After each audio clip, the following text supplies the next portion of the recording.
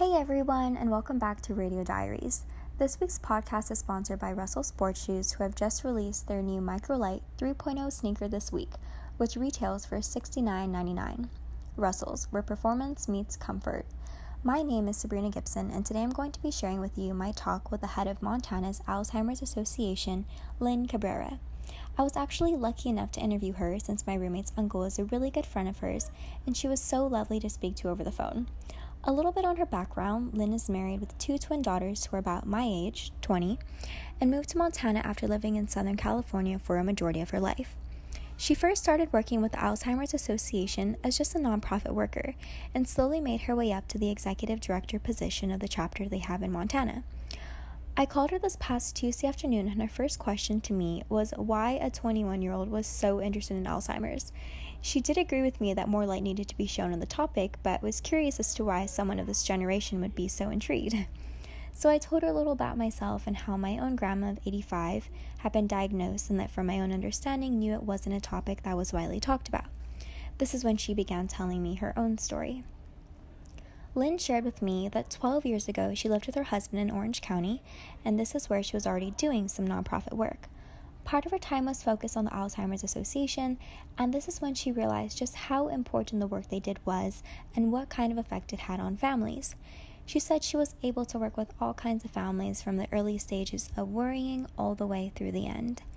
She told me how heartbreaking this disease was and how it affects each patient differently.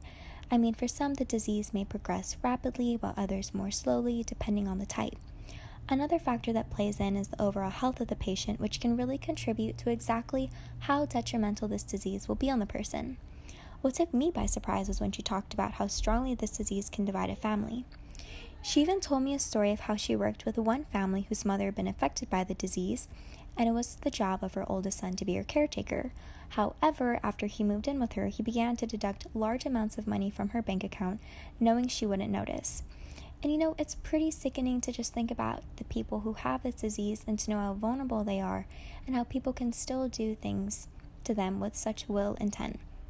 That's why the goal of the association is to help families help themselves.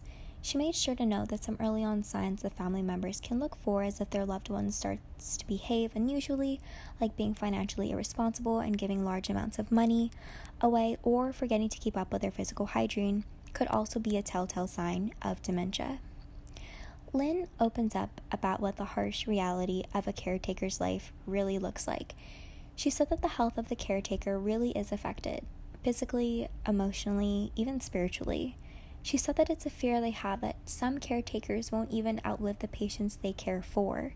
She's found statistics that say that roughly 50% of all caretakers' health has been affected by their job.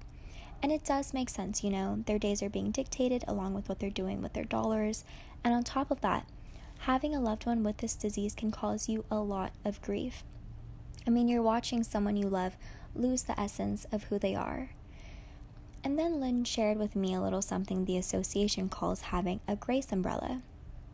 Oftentimes, caretakers find themselves speaking out of anger after repeatedly being asked the same question, but she said that having a more compassionate form of communication will be beneficial to both the caretaker and the patient.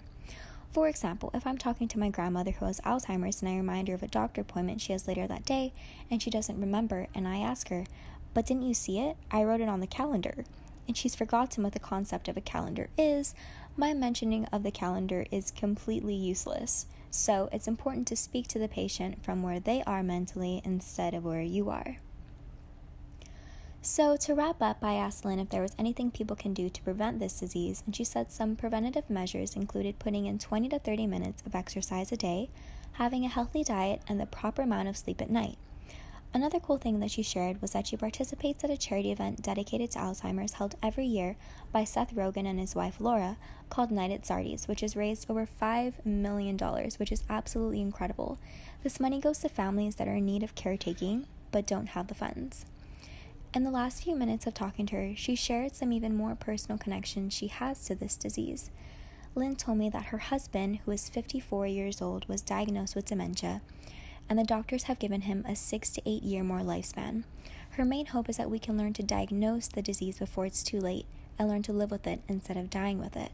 She shares that many of the drugs that failed in clinical studies were shown that it was just given to the patient too late.